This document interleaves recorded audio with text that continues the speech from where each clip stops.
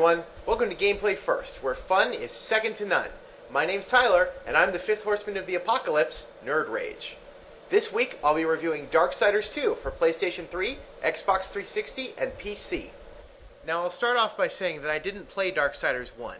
I was going to, but something else came up. What was I doing? Oh yeah, Metroid Other M! Oh yeah, Metroid Other M.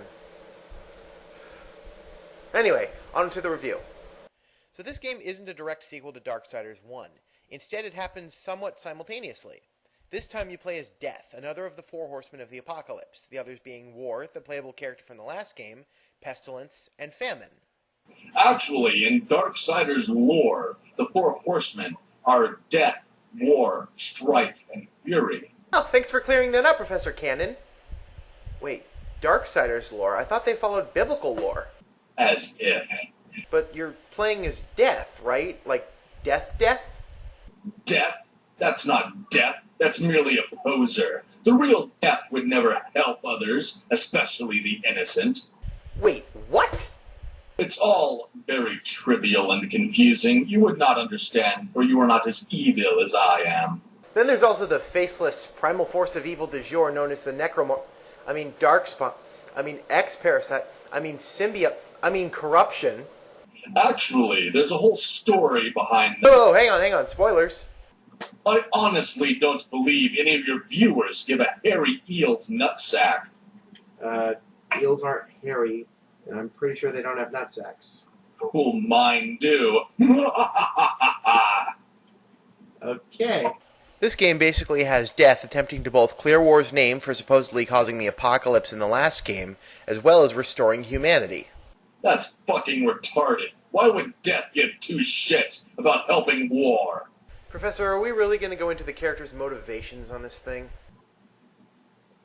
You have bested me this time, Tyler, but mark my words, you have not seen the last of Professor Cannon.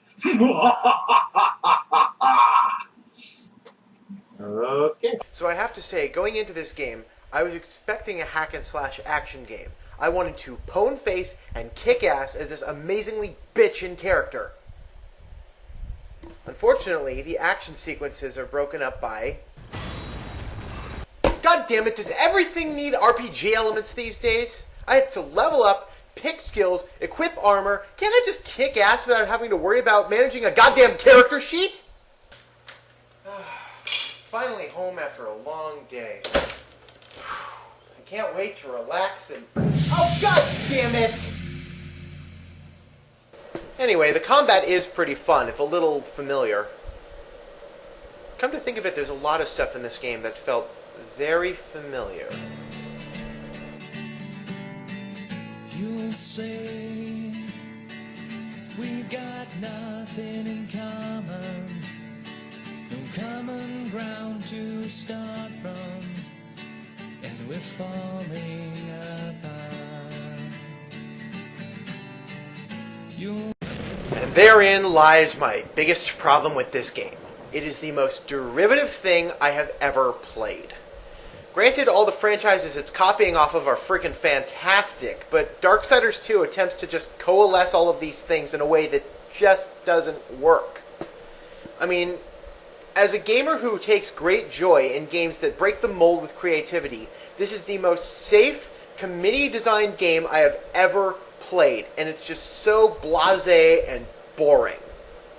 It takes a lot of work to take a game where you play as Death and make it boring, but lo and behold, they pulled it off. Worse than that, it's not only boring, it's long. Really long.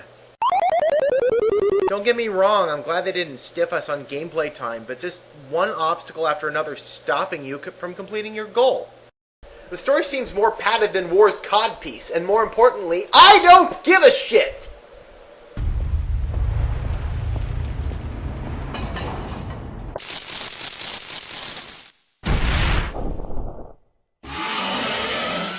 No, I'm just kidding. Let's see what actually happens.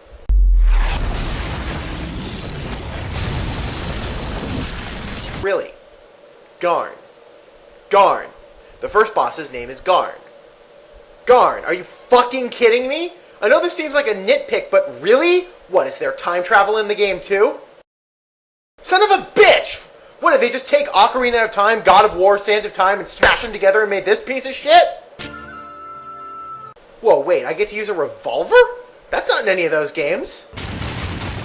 Okay, that's kind of awesome. I haven't seen that before. Oh, come on! Is there one bit of originality in this fucking game? I mean, there's nothing I can really say about it at this point. I mean, yeah, it's fun, but everything it does has been done before and better by a ton of other games. And there's nothing in this game that's even remotely original. Do you mind doing something for me? Yes, I mind. Aren't I doing enough already? Oh, except Death's dialogue. That's actually pretty badass.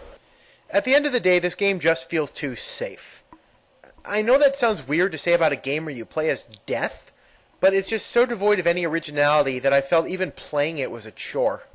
So with that in mind, let's go to the breakdown. First, gameplay.